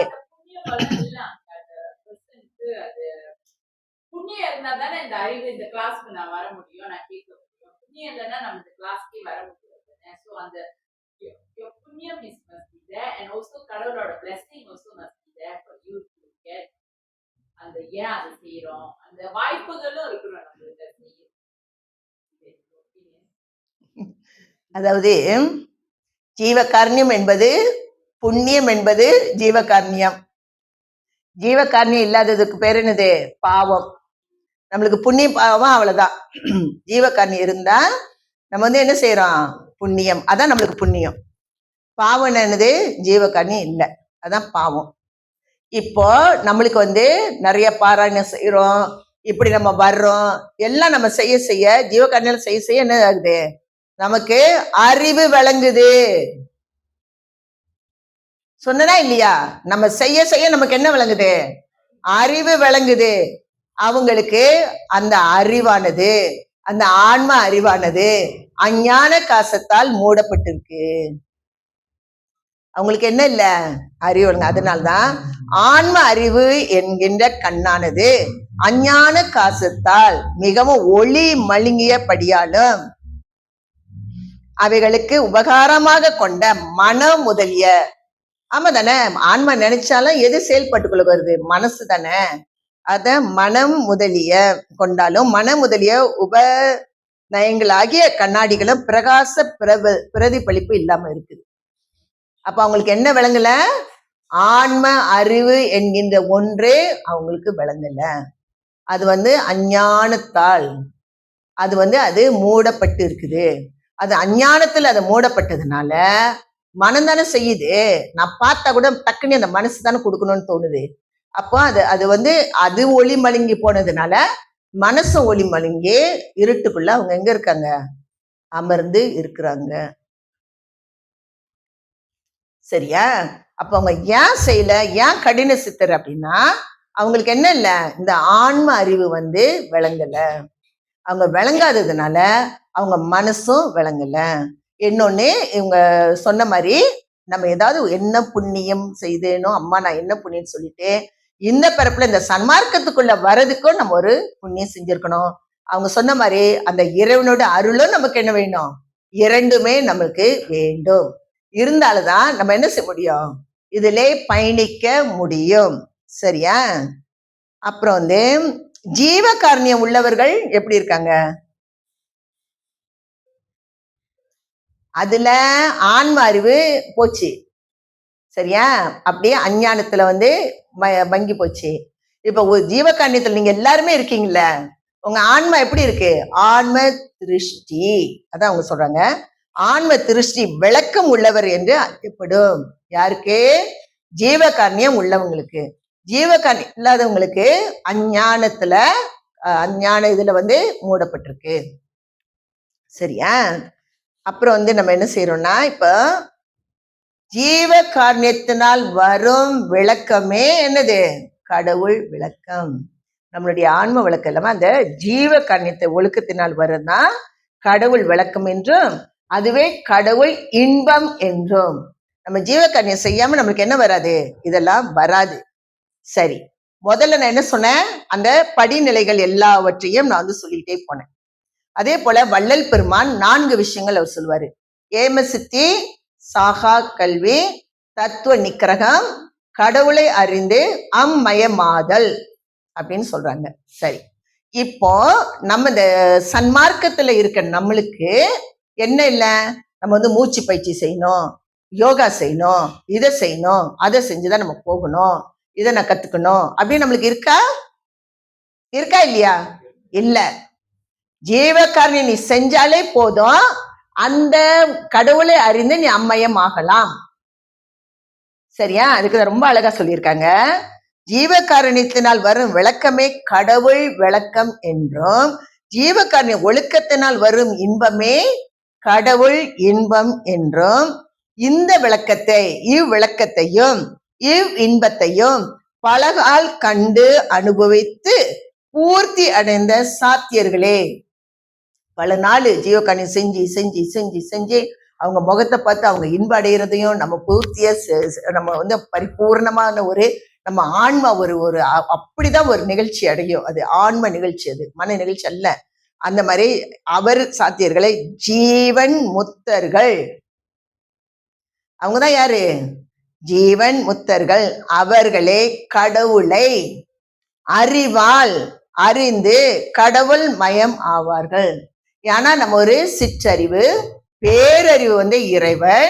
அப்ப இந்த சிற்றறிவாக இருக்கின்ற அந்த இறைவனுடைய அந்த விளக்கம் கடவுளுடைய விளக்கமாகவும் கடவுளுடைய இன்பமாகவும் பலகால இந்த ஆன்மா பயணிச்சு பயணிச்சு பயணிச்சு பயணிச்சு என்ன ஆகுது, அந்த இறையாக இருக்கின்ற அந்த பேரறிவோட இந்த சிற்றறிவாக இருக்கின்ற ஆன்மா இது என்ன, இது கடவுள் அறிவாகவே அது செய்ய செய்ய செய்ய அன்பும் அறிவும் பெருகுன்றோம்.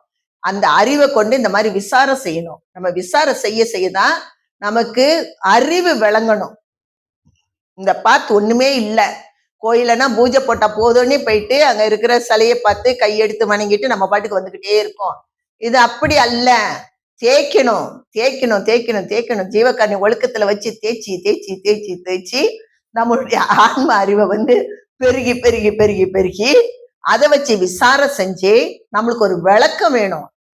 அப்படிதான் அது போய் என்ன செய்யும், இறைவனை போய் அதான் அறிவு விளங்கிய ஜீவர்களுக்கெல்லாம் ஜீவகாரணியமே என்னது, கடவுள் வழிபாடு. நம்மளுக்கு அறிவு விளங்க விளங்க அதுதான் கடவுள். ஏன்னா பேரொரு பேர் அவரவே நம்ம அறிவால தானே பார்க்க முடியும். சும்மா போய் நின்றுகிட்டு கையெடுத்துன்னு, ஓ பார்த்துட்டேன் கடவுள், ஓ இறைவா எனக்கு அருள் பாலிச்சு கொடு, இறைவா எனக்கு அருள் செய் அப்படின்னு சொல்ல முடியுமா, முடியாதா? சொல்ல முடியாது. சரியா? ஏன் அப்படின்னு பாத்தீங்கன்னா, இந்த ஒண்ணு பார்த்துருவோம்.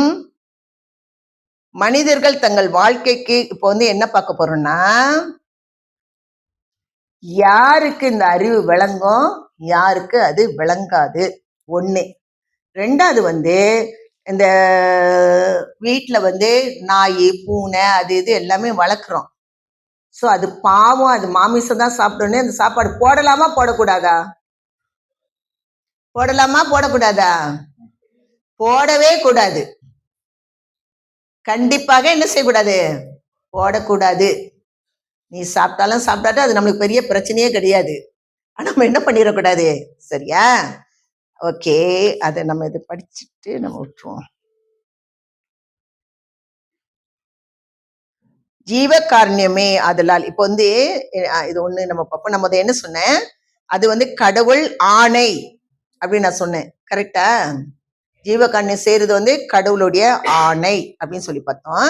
ஜீவகாருண்ய ஒழுக்கத்தின் முக்கியமாக எல்லா மனிதர்களுக்கும் பொதுவில் பசியினால் வரும் துன்பத்தை நிவர்த்தி செய்து ஆகாரத்தினால் திருப்தி இன்பத்தை உண்டு பண்ண வேண்டும் என்றும், கரெக்டா? அதுதான் வந்து இன்பம், கடவுள் இன்பமும் அதுதான். அது பண்ண வேண்டும். பசியை போல் வேறு வகையினால் ஜீவ கொலை நேரிடுவதனால் அந்த ஜீவ கொலையை தம்மால் கூடிய வரையில், எங்கேயாவது கொலை பண்ண போறாங்கன்னு தெரிஞ்சா என்ன செய்யணும், கூடிய வரையில நம்ம போய் அதை தடுக்கணும். அந்த வல்லபம் நமக்கு இல்லை. தடுக்க முடியுமா? முடியவே முடியாது, தடையே முடியாது. அவன் கத்தி தூக்கிட்டு நம்மகிட்ட வந்துருவான்.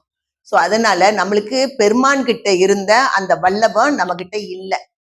அந்த வல்லபம் இருந்தா நம்ம போய் அங்க நின்று அவனை பார்த்தாலே அவன் கை கால்லாம் நடுங்கி கத்தி கீழே போட்டுருவான், வெட்ட மாட்டான். ஸோ நம்மளுக்கு என்ன இல்லை, அந்த வல்லபம் இல்லை. ஆனா அவங்க சொல்றாங்களா, கூடிய வரையில் எவ்விதத்திலாயும் தடை செய்து, இது வந்து வெளியே போண்டாம், குடும்பத்துல இருக்காங்க இல்லையா, அவங்க கொலை பண்றப்ப அவங்களுக்கு வேணா நம்ம சொல்லலாம், நீ அப்பா நீ இப்படி கொலை பண்ணிட்டு இருக்க அப்படின்னு சொன்னா நாளைக்கு அவன் வீட்டுக்கு வராதுன்னுருவாங்களா? சோ நம்ம என்ன செய்யலாம், வெளியே போய் நம்மளால சொல்ல முடியாது, அந்த வல்லமும் இல்லை. ஆனா குடும்பத்தில் நம்ம என்ன செய்யலாம், சொல்லலாம், சொல்ல வேண்டும். ஏன்னா இந்த ஆன்மாவுக்கு விளக்கம் இல்லாம போயிரும், ஆன்மா அறிவு விளங்காம போயிரும். அதனால என்ன செய்யணும், குடும்பத்துல உள்ளவங்களை பார்த்தா கொலை பண்றதெல்லாம் நிப்பாட்டுன்னு சொல்லணும். நீ கோச்சா போச்சுக்கோ, நான் சொல்லிட்டேன், நான் போயிட்டே இருக்க வேண்டியதான். விதத்தில் ஆயினும் தடை செய்து உயிர் பெருவித்து சந்தோஷிப்பிக்க வேண்டும் என்றோ பிணி பயம் முதலிய மற்ற ஏதுக்களால் ஜீவர்களுக்கு துன்பம் நேரிடில் அத்துன்பங்கள் தங்களால் நம்மளால முடிஞ்சுன்னா நீக்கத்தக்கவைகளாகிய நீக்க வேண்டும் என்றும். சாப்பாடு போடுறது மட்டும் ஜீவகாருண்யம் அல்ல, புரிஞ்சுக்கிடுங்க. சாப்பாடு போடுறது மட்டும் என்ன இல்ல, ஜீவகாருண்யம் அல்ல. நான் சாப்பாடு போடுறேன் சாப்பாடே போட்டு ஒரு சத்விசாரத்துக்குள்ளேயும் போகாம அவர் எல்லாத்தையும் எனக்கு தூக்கி கொடுப்பாரு அப்படின்னா உன்னுடைய ஆன்ம அறிவை நீ பெருக்கவே இல்லையே. உன் பாட்டுக்கு சாப்பாடே போட்டுக்கிட்டு இருந்தேன்னா இது வந்து கொஞ்சம் ராங்கான கான்செப்டா அது மாறிடும்.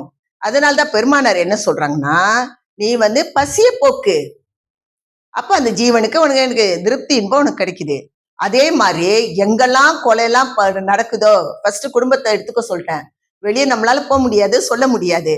குடும்பத்தில் நீ கோச்சாலும் பரவாயில்ல, என்னன்னாலும் பரவாயில்ல, நான் சொல்றது நான் சொல்லிட்டேன், அதுக்கு மேல நீ பார்த்துக்கிட்டு நம்ம பாட்டு போயிட்டே இருக்கலாம்.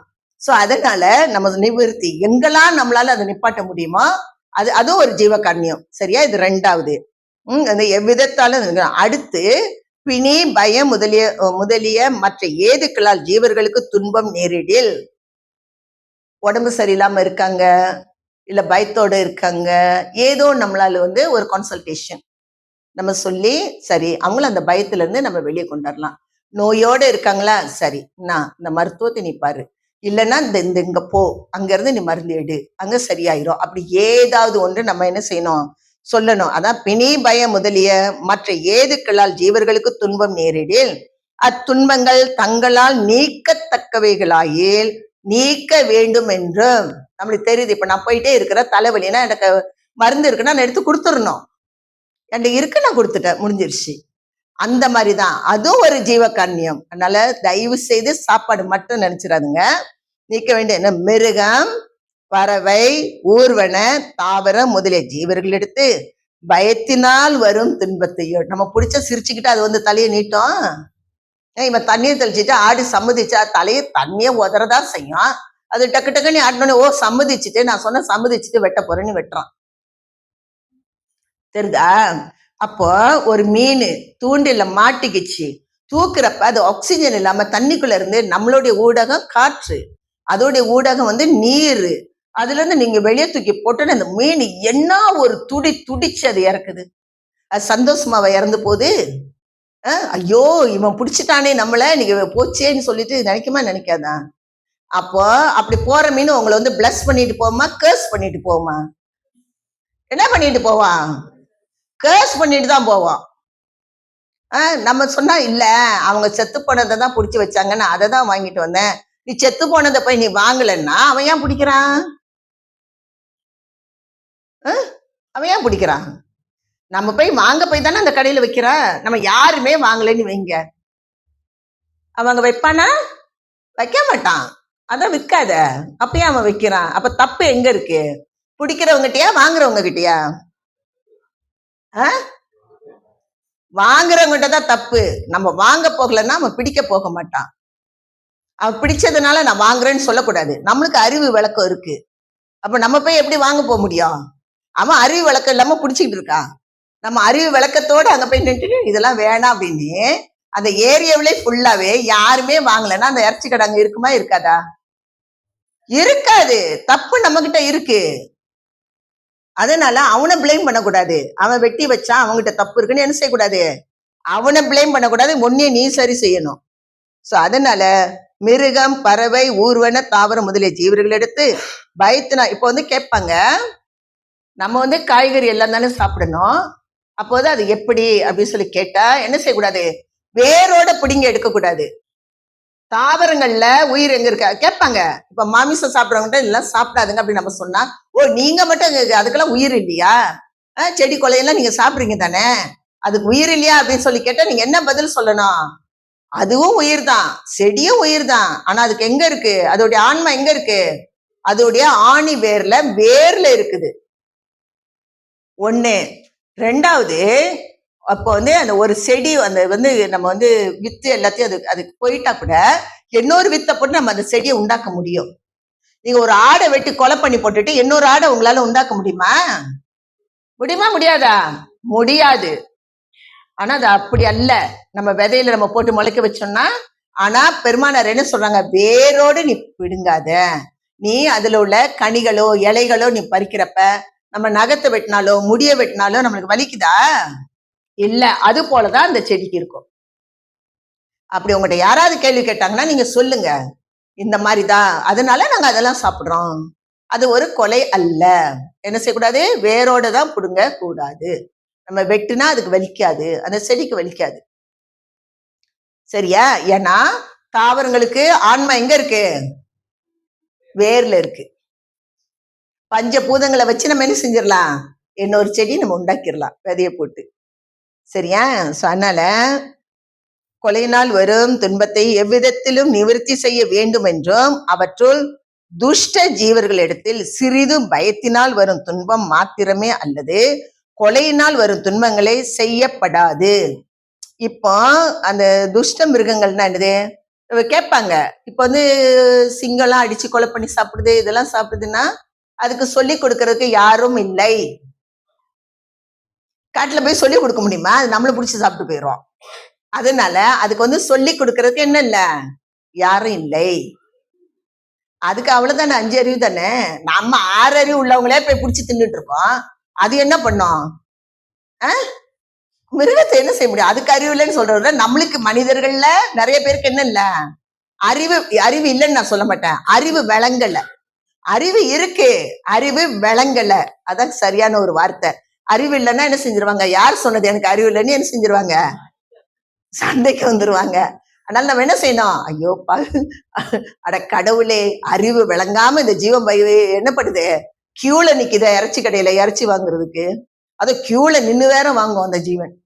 முத நாளே கால் பண்ணி, எனக்கு ஒரு மீன் பிடிக்கிற ஒருத்தர் வருவாரு, அவர் மீன் பிடிக்கிற வேலை தான் அவர் செய்யறாரு. வந்தாலே மார்க்கெட்ல அத்தனை கால் தெரியுமா? அவர் அந்த மீன் கரைக்கு கொண்டாடுறதுக்கு முன்னாடியே அத்தனை கால், அத்தனை பேருக்கு அந்த மீன் ஆர்டர். அவர்கிட்ட தான் நான் கேட்டேன், நீங்க நடுக்கடல்ல போய் நீங்க மீனை பிடிக்கிறீங்களா? நடுக்கடல்ல இருந்து இங்க வர்றதுக்கு 2 வீக்ஸ் அட்லீஸ்ட் எடுக்கும், இல்ல ஒரு 1 வீக் மினிமம் நம்மமே வச்சுக்கோமே. அப்போ ஒரு வாரத்துக்கு முன்னாடியே பிடிச்ச மீனாக்கும் அது. அத வந்து இங்க கொண்டு வந்துருவாங்களாம். கொண்டு வந்துட்டு ஐஸ்லயே வச்சு கொண்டு வருவாங்க. அது விரைச்சுக்கிட்டு தானே இருக்கும். ஐஸ்லயே வச்சு கொண்டு வந்து கரைக்கு வந்தப்ப அது செதல தூக்கிட்டு அதுக்கு ஒரு ரெட் கலரு சாயம் பூசிடுவாங்களாம். இந்த மனுஷன் என்ன செய்யறான்? ஃப்ரெஷ் மீனுன்னு செதுல தூக்கி பார்த்து அவன் வாங்கிட்டு வரான். அது ஒரு வாரமா 2 வாரத்துக்கு முன்னே செத்த மீன் அது. தெரியுதா? அதனால அவன் தூக்கி பார்த்து எதை வாங்குறான்? அவர்கிட்ட நான் கேட்டேனே. அப்ப நீங்க அப்படி கொண்டு வந்தா அதுதான் ஒரு மாதிரி ஆயிராதானே? இல்ல டாக்டர், கரைக்கு வந்த பிறகு நாங்க அந்த செதில தூக்கிட்டு ஒரு கெமிக்கல் போட்டுருவோம். நீங்க அந்த மீனை உடனே ஐஸ் பெட்டில வைக்காம வெளியே வச்சா முடிஞ்சிச்சு கதை. அதனால சொல்லுவாங்க, உடனே போயிட்டு ஐஸ் பெட்டில வச்சிருங்க. வெளியே வச்சா என்ன ஆகும்? அது நாத்தம் எல்லாம் தெரிஞ்சு போயிடும். எவ்வளவு நாளைக்கு முன்னாடி பிடிச்சது என்னன்னு. அதனால நம்ம ரொம்ப விலை கூடின மீன் வாங்கி சாப்பிட்றோன்னே 2 வாரத்துக்கு முன்னாடி செத்த பணத்தை வாங்கி தான் எல்லாம் சாப்பிட்டுட்டு இருக்காங்க, ஃப்ரெஷ்ஷா இருக்குன்னு சொல்லி. சரியா? சோ பணத்தெல்லாம் கொண்டு போய் சுடுகாட்டுல புதைக்கிறதுக்கு பதில் நம்ம வயிற்றுல புதைச்சிக்கிட்டு கடவுள்கிட்ட போய் கடவுளே என்னை காப்பாத்துன்னு என்ன செய்யக்கூடாது? கேட்க கூடாது. அவற்றில் துஷ்ட ஜீவனங்கள் சிறிது பயத்தினால் வரும் துன்பம் மாத்திரமே அல்லது கொலையினால் வரும் துன்பங்களை செய்யப்படாது என்று இவ்வகை முழுதும் ஜீவ காரணமே ஆதலால். இப்ப நான் சொல்லி வந்தேன் இல்லையா, அந்த பயத்துல நிவர்த்தி செய்யறது, பசித்தவங்களுக்கு சாப்பாடு போடுறது, பிணி பயத்துல இருக்கவங்களை காப்பாத்துறது, எங்கேயாவது கொலை இருந்துச்சுன்னா அதை தடுக்கிறது, இது எல்லாமே ஜீவ காரணியம் தான். அதனால ஜீவகாரணியம்னா நான் சாப்பாடு போடுறது மட்டும் ஜீவகாரணியம் என்று தயவு செய்து நம்ம என்ன செய்யக்கூடாது? எடுக்கக்கூடாது. நானே பாக்குறமே, நம்ம அங்க பரமாற இடத்துல டேய் எங்க பின்னாடி போய் உட்காருடா, டேய் நீ என்ன பண்றடா, அங்க பண்றடா, இங்க பண்றடா, அப்படிதான் பேசுறாங்க.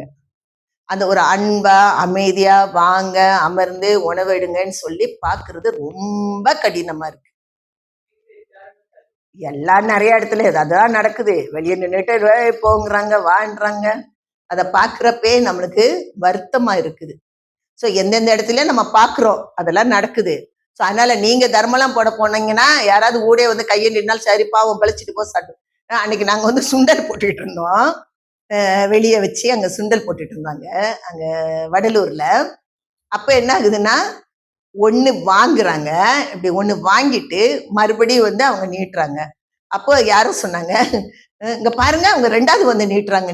நான் சொன்னேன், அவங்களுக்கு ரொம்ப பசி போல, அதனால 2வது வாங்கிட்டு போறாங்கன்னு அமைதியா விட்டாங்க. நம்ம என்ன செய்ய முடியும் அந்த இடத்துல? ஏன் நீ வந்தம்மா அது வழக்கா தொடுக்க முடியும் அவங்க கூட? அதுக்கு என்ன பசியோ இல்ல அதுக்கோ இல்ல யாராவது இருக்காங்களோ சேர்த்து வாங்கிட்டு போறாங்களோ அது நம்மளுக்கு தெரியாது. நீ கையை நீட்டுனியா கொடுக்கறது மட்டும் தான் நம்ம வேலை. நீ ஏன் நீட்டுறன்னு சொல்லி கேட்கறது நம்மளுடைய கேள்வி அல்ல. அது நல்லா ஞாபகம் வச்சுக்கிடுங்க. எங்கேயாவது நீங்க நம்ம தர்மசாலை பரிமாறப்ப கூட இது மங்களெல்லாம் கேட்பாங்க, அது டிஃபன் கேரியர் மேலாம் வச்சுதான் கேட்பாங்க. நம்ம பாட்டுக்கு போட்டுட்டு போயிட்டே இருக்க வேண்டியதுதான். யாரு என்ன சொன்னாலும் நம்ம காதுல வாங்கவே கூடாது. நம்ம பாட்டுக்கு நம்ம கண்ணு முன்னாடி அவங்க கேட்கறாங்களா நம்ம போட்டுட்டு நம்ம போயிட்டே இருக்கணும். அது மட்டும் எல்லாம் தெரிஞ்சுக்குங்க. சோ நம்ம கண்ணு அவங்க கேட்டாங்களா நான் போட்டாச்சே முடிஞ்சுது. யார் இப்படி போட்ட வச்சேன்னு சொல்லி அவங்க என்ன சொன்னாலும் பாதர் பண்ணக்கூடாது. நம்ம புரியுதா? நம்ம எங்கேயாவது போய் செஞ்சோம்னா நம்ம மனசார உங்களுக்கு கொடுக்குறப்ப அவங்க இப்படிதான் அப்படி அதெல்லாம் நம்ம காதுல வாங்கவே கூடாது. நம்ம முன்னாடி கையை நீட்டிட்டாங்களா போட்டுரு, அவ்வளவுதான். இல்லைன்னு மட்டும் சொல்லாத. கையை நீட்டுறது யாருன்னே நம்மளுக்கே தெரியாது. அதனால கையை நம்ம முன்னாடி நீட்டிட்டாங்களா நீங்க போட்டுருங்க. அதனால துன்பங்களே செய்யப்படாது. இவ்வகை முழுதும் ஜீவ காரணமே ஆதலால் எல்லா உயிர்களிடத்தும் ஜீவகாரணியம் வேண்டும் என்று கடவுளால் ஆணை செய்ததென்று அறிய வேண்டும். இது யாருடைய ஆணை? கடவுளுடைய ஆணை. நம்மளாம் சொல்ல கிடையாது. அதனாலதான் இந்த பேரா ஃபுல்லா இருக்கப்ப உங்களுக்கு விளங்கி இருக்கும். சாப்பாடு போடுறது மட்டும் ஜீவகாரணியம் அல்ல, மற்ற எல்லா விஷயங்களும் நம்ம செஞ்சுதான் வரணும். அது மிருகமா இருந்தாலும் சரி, எதா இருந்தாலும் நம்ம செய்யணும். இது யாருடைய கட்டளை, யாருடைய ஆணை? கடவுளுடைய ஆணை நம்மளுக்கு கொடுக்கப்பட்டு இருக்கின்றது. அதை நம்ம என்ன செய்யணும்? கட்டாயம் நம்ம செய்யணும். அதன் பிறகு சம்பாதிக்கின்ற உயிர்களை சில உயிர்கள் தாமச ஆகாரமாகிய மாமிச ஆகாரம் செய்வதனால் அவைகளுக்கு பசியாற்றுவிக்கும் போது அந்த ஆகாரத்தை கொடுத்து ஆற்றுவிக்கப்படாதோ? சரி, இதுல என்ன கேக்குறாங்கன்னா, அதெல்லாம் மாமிசம் சாப்பிடுற மிருகம் தானே, அதுக்கு போய் நான் போயிட்டு மாமிசத்தை கொடுத்து என்ன செய்யக்கூடாது, அவங்களுக்கு அந்த பசியை நான் ஆற்றுவிக்கலாமா, ஆற்றுவிக்க கூடாதா? கொடுக்கலாமா, கொடுக்க கூடாதா? அது மாமிசம் தான் சாப்பிடும். சைவம் போட்டா சாப்பிடலன்னா என்ன பண்றது? அது பாவமா, பாவம் இல்லையா? பசிச்சா அது கட்டாயம் சாப்பிடும், அவ்வளவுதான். சரியா? உண்மையான அதுக்கு பசி இருந்ததுன்னா என்ன ஆகும்? எதை போடுறோமோ வயிறு நிறைஞ்ச போதுன்னு சாப்பிடும். ஓகே. ஒரு ஜீவனை கொன்று ஒரு ஜீவனுக்கு மாமிசத்தால் பசியாற்றுதல் ஜீவகாரணிய ஒழுக்கமே அல்ல. மாமிசத்தை கொண்டு என்ன செய்யக்கூடாது, பசியாற்றுவிக்க கூடாது. நான் வீட்டுல ஆக்கல, இந்த கடையில வாங்கி போடுறேன்னு கூட என்ன செய்யக்கூடாது, தயவு செய்து போட்டுறாதுங்க. ஐயோ அது பூனை மீன் தான் சாப்பிடும், நான் எப்படி இதை வைக்கிறது அப்படின்னு என்ன செஞ்சிடக்கூடாது, கடையில இருந்து வாங்கி அதுக்கு போட்டக்கூடாது. அல்ல என்றும் கடவுள் சம்மதமும் அல்ல என்றும் இயற்கைக்கு முழு விரோதம் என்றும் அறிய வேண்டும். எல்லா ஜீவர்களும் இயற்கை உண்மை ஏக தேசங்களாகிய கடவுள் இயற்கை விளக்கமாகிய அருளுக்கு இடமாக இருக்கின்றபடியால் எல்லா ஜீவர்களும், நம்ம எல்லா ஜீவர்களும் என்ன ஆகுறாங்க, இறைவனுடைய அந்த இயற்கை விளக்கமாகிய அருளுக்கு இடம். இப்ப இறைவன் எப்படி இருக்க சொல்றோம், இயற்கை விளக்கமாக, இயற்கை உண்மையினராக, இயற்கை இன்பினராக இருக்காங்க சொல்றோம். அருள் தான் இயற்கை விளக்கமாக இருக்கின்றது. ஒவ்வொரு ஆன்மாக்குள்ளையும் கடவுள் இயற்கை விளக்கமாக தான் இருக்கிறாங்க. கடவுள் இயற்கை விளக்கம், ஜீவர்கள் எல்லாம் என்னது, ஆன்ம இயற்கை விளக்கம் அப்படின்னு சொல்லி நம்ம பார்த்திருக்கோம். அதே மாதிரி இயற்கை உண்மையினராக எப்படி இருக்காங்கன்னா, அந்த இறைவனுடைய ஒரு சார்பாக தான் ஏக தேசமாக கடவுளின் இயற்கை உண்மையினராக தான் நம்ம எல்லாருமே இருக்கோம். நம்மளுடைய ஆன்மா எப்படி இருக்கு, இயற்கை அருள் தன்மையோட, இயற்கை விளக்கமாகிய அந்த அருள் தன்மையோட அது இருக்கு. அதனால்தான் எல்லா ஜீவரும் இயற்கை உண்மை ஏக தேசங்களாகிய கடவுள் இயற்கை விளக்கமாகிய அருளுக்கு இடமாக. புரியுதா? இயற்கை உண்மைனா ஏக தேசமாக இருக்கின்ற எல்லோருமே இயற்கை உண்மையினராக நம்ம இருக்கிறோம். நம்ம எப்படி இருக்குது, நம்மளுடைய ஆன்மா கடவுள் இயற்கை விளக்கமா இருக்காங்க. நம்மளுடைய ஆன்மா எப்படி இருக்கு, ஆன்ம இயற்கை விளக்கமாக இருக்குது. இது என்னமோ விளக்கம்னு சொல்லிட்டு இருக்காங்களே, என்னதுன்னு நினைக்காதுங்க. இயற்கை விளக்கம் என்பது இறை அருள் தான். அந்த இயற்கை விளக்கம் என்பதே அருள் தான். அப்ப அதனால விளக்கம் படியாலும் கடவுள் இயற்கை விளக்கம் மறைப்படும் போது ஜீவத்தன்மை இல்லாதபடியாலும் கடவுள் இயற்கை விளக்கமும் ஜீவன் இயற்கை விளக்கமும் ஒன்றோடு ஒன்று மாறுபடுதாலும் கடவுள் இயற்கை விளக்கமும் ஜீவன் இயற்கை விளக்கமும் அந்தந்த தேகங்களை விளங்குகின்றபடியாலும் ஒரு ஜீவனை வதைத்து அதனால் மற்றொரு ஜீவனுக்கு பசியாற்றுவித்தல் ஜீவகாரணிய ஒழுக்கத்துக்கு முழு விரதம். இது எப்படின்னா, நம்ம எப்படி பார்க்கிறோம்னா, இந்த ஆன்மா கடவுள் இயற்கை விளக்கமாக இருக்கிறாங்க. இந்த ஆன்மா ஆன்ம இயற்கை விளக்கமாக இருக்குது. இயற்கை விளக்கமாக இருக்கின்ற அந்த கடவுளுடைய ஒரு ஆன்ம இயற்கை விளக்கமாக இருக்குது. இந்த ஆன்மாவுடைய இயற்கை குணம் தயவாக இருக்கின்றது.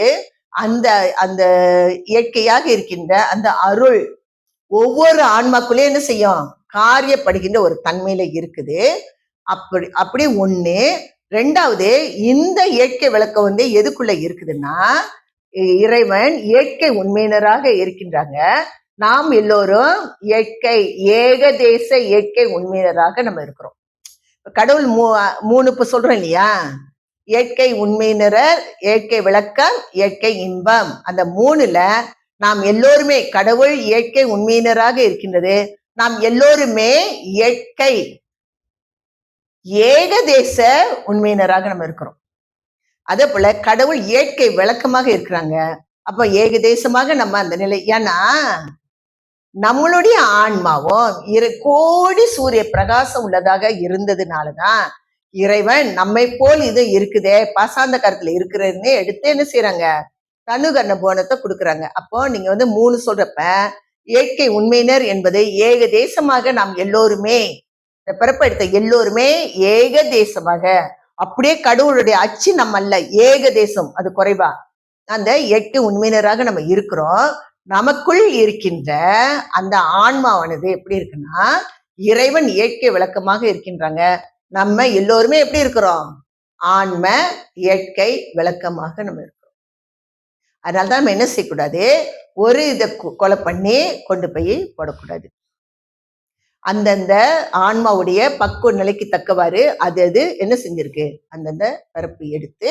ஆனா மனிதர்களுக்கு மட்டும் என்ன ஆகுதுன்னா மனம் விரிவு அடைஞ்சிருச்சு. அதுக்கும் மனசு இருக்கு, சுருங்கின நிலையில இருக்கு. நம்மளுக்கு அந்த மனம் என்கின்ற விரிவு அடைஞ்சதுனால மனம் புத்தி சித்தி அகங்காரம் என்கின்ற அந்த நிலையில என்ன ஆகுது, நம்ம செயல்பாட்டுக்குள்ள நம்ம வந்திருக்கிறோம். அதனால எல்லா உயிருக்குள்ளயும் இறைவன் இருக்கிறாங்க ஏகதேசமாக. அதுக்குள்ள அருள் என்கின்ற ஒன்று இருக்குது. ஆனா அது விரிவடையல. அதனால நம்ம என்ன செய்யக்கூடாது, ஒன்றை கொலை பண்ணி இன்னொன்றுக்கு நாம் உணவு கொடுக்கவே கூடாது. அப்படி கொடுத்தோமானால் நமக்கு அறிவு விளக்கும் மங்கி போயிடும். சரியா இல்லையா? அதனால எல்லாருமே ஆழமா நம்ம மனசுல பதிய வைக்கிறது என்னதுன்னா, இந்த ஆன்மா அந்த படிநிலைகள்ல ஏறி போறப்ப அது எப்படி போகுதுன்னு சொல்லி பார்த்தோம். அது துரிய நிலை கடந்து துரியாத நிலைக்கு போறப்ப அங்க கருணை தம்பம் இருக்குதுன்னு பார்த்தோம். வள்ளல் பெருமான் அருப்பெருஞ்சோதி ஆண்டவர்கிட்ட இருந்து ஒரு வெளியே அவர் வாங்குறாரு, சன்மார்க்க வெளி அப்படின்னு சொல்லி வாங்கி அங்க என்ன செய்யறாரு, கொடி நாட்டி ஆட்சி செய்து கொண்டு இருக்கிறாங்க. அட்லீஸ்ட் என்ன செய்யணும், முயற்சி செஞ்சு அந்த வெளிக்குள்ளேயாவது போயிடணும். வேற வெளிக்குள்ள கிடந்தா பிரம்மா விஷ்ணு எல்லாம் என்ன பண்ணிருவான், திருப்பி பிடிச்சு கொண்டு எதுக்குள்ள நம்மளை போடுவானே நமக்கு தெரியாது. நம்மளுடைய முயற்சியில நம்ம எல்லோரும் என்ன செய்யணும், சன்மார்க்க வெளிக்குள்ள நம்ம போனோம். அதுக்கு நம்மளுக்கு ஜீவகாருண்ய ஒழுக்கம் வேணும். நம்ம சொன்ன 5வது இது முதல் ஒழுக்கமே ஜீவகாருண்ய ஒழுக்கம் தான். அதன் பிறகுதான் இந்திரிய ஒழுக்கம், கர்ண ஒழுக்கம், ஜீவ ஒழுக்கம், ஆன்ம ஒழுக்கம் வருது. இந்திரிய ஒழுக்க கர்ண ஒழுக்கங்களை நாம் சரி செய்யணும். ஜீவ ஒழுக்கத்தையும் ஆன்ம ஒழுக்கத்தையும் இறைவன் நமக்கு சரி செய்து கொடுப்பாங்க. எப்பொழுதுமே அந்த தயவோடு நம்ம இருக்கணும். அந்த இறை பரம்பொருளை நம்ம அடையணும். எனக்கு இறைவன் தயவு, நாமும் தயவு. அவர் இயற்கை விளக்கமா இருக்கிறார், நம்ம ஆன்ம இயற்கை விளக்கமா இருக்கிறோம். அவர் இயற்கை உண்மையினராக இருக்கின்றார், நம்ம ஏகதேச இயற்கை உண்மையினராக நம்ம இருக்கிறோம். அவர் இயற்கை இன்பினர். சரி, இந்த படிநிலை எல்லாம் கடந்து போன பிறகு சத்து சித்து ஆனந்தம் சச்சிதானந்த நிலை இறைவனை அறிந்து நாம் அம்மயம் ஆகிவிடலாம். அதனால முடிந்த அளவுக்கு உயிர் கொலை செய்யாம இந்த ஆன்மா இந்த பிறப்புல எவ்வளவு மேக்சிமம் அருளை நம்ம தேட முடிகின்றதோ நம்மளுடைய ஹோம்ஒர்க் நம்ம செஞ்சுக்கிட்டே தான் போனோம். அதுக்கு மேல உள்ள மார்க் அது இறைவனால் நமக்கு கொடுக்கப்படும். அதனால நான் மரணமில்லா பெருவாளுதான் நான் அடைய வந்திருக்கேன்னு சொல்லிட்டு நம்ம என்ன செய்யறோம், ராட்சசமா இருக்கிறோம், தயவு இல்லாம இருக்கிறோம், ஒரு கருணை இல்லாம இருக்கிறோம். அதெல்லாம் வச்சுக்கிட்டு நம்ம போக முடியுமா மரணமில்லா பெருவாளுக்கு? போக முடியாது. நம்மளை முதலில் சரி செய்ய வேண்டும். அடுத்து நம்ம குடும்பத்துல உள்ளவங்கள சரி செய்யணும். அதுக்கப்புறம் பொதுவா இப்படி வர்றப்ப நம்ம சொல்லிடலாம், இந்த மாதிரிலாம் இருங்க. உங்க ஆன்மா இப்பிறப்பை எடுத்த ஒவ்வொருவரும் இப்பிறப்பினால் அடையத்தக்க ஆன்ம லாபத்தை காலம் உள்ள போதே அறிந்து அடைய வேண்டும். அதுதான் வள்ளல் பெருமானும் அதுதான் எதிர்பார்க்கிறாங்க. சன்மார்க்கம் ஒன்றே எங்கும் தொடங்குங்கிறாரு. ஒரு காலகட்டத்துல வேற எந்த வழிபாடும் இல்லாம போயிருமா, இந்த சன்மார்க்கம் மட்டும்தான் இருக்குமா? அது நமக்கு எந்த காலம்னு நமக்கு தெரியாது. இருந்த போதிலும் நமக்கு தெரிஞ்ச அளவுல நம்மளால் முயற்சி செய்து இந்த மாதிரி விசாரத்துக்கு நீ என்ன செய்யணும், மாதந்தோறுமே நீங்க வந்துகிட்டே இருந்தீங்கன்னா உங்களுக்கு என்ன ஆகும், அந்த கண்டினியூட்டி உங்களுக்கு வந்துகிட்டே வரும். அப்போ உங்களுக்கு சுலபமா இருக்கும். அந்த மாதிரி ஒவ்வொருவரும் என்ன செய்யுங்க, இந்த பயிற்சியில நீங்க இருக்க பாருங்க.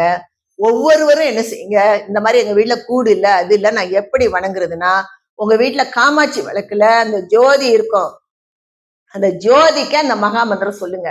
அருட்பெருஞ்சோதி அருட்பெருஞ்சோதி தனி பெருங்கருணை அருட்பெருஞ்சோதி அப்படின்னு எல்லாமே. நீ சூடம் போடுறியா சாம்பிராணி போட, நீ என்ன வேணாலும் நீ பண்ணிக்கோ.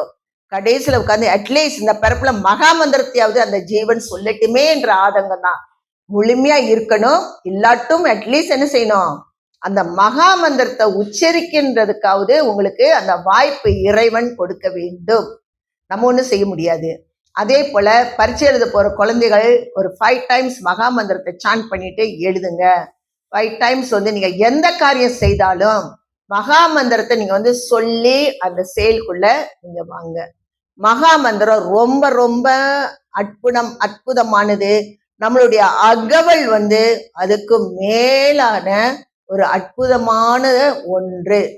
அது நிறைய நிகழ்வுகள் எல்லாமே நம்ம மனப்பூர்வமா நம்ம அதை உணர்றோம். அதனால அது ஒரு கவசம். நம்மளுக்கு அகவல் நம்ம சான் பண்ணா அது என்ன ஆகுது, நமக்கு ஒரு கவசமா அது ஃபார்ம் பண்ணிடுது. எந்த ஒரு இடையூறும் அகாலத்துல எந்த ஒரு ப்ராப்ளமும் வராம அருட்பெருஞ்சோதி ஆண்டவரும் வள்ளல் பெருமானும் உற்ற துணையாக உள்ளும் புறமும் அவர் இருக்க பயம் ஏன் அப்படின்னு சொல்ற மாதிரி ஒவ்வொருவரையும் என்ன செய்வாரு, இப்பிறப்பிலே அடைய வேண்டிய ஆன்ம லாபத்தை அவர் நாம் எல்லோருக்குமே கொடுப்பார். எல்லோருமே பெற்றுக்கொள்ள வேண்டும். அதுதான் என்னுடைய ஆசையும் கூட. எல்லோருக்கும் தயவான நன்றிகள். அருட்பெருஞ்சோதி அருட்பெருஞ்சோதி தனி பெருங்கருணை.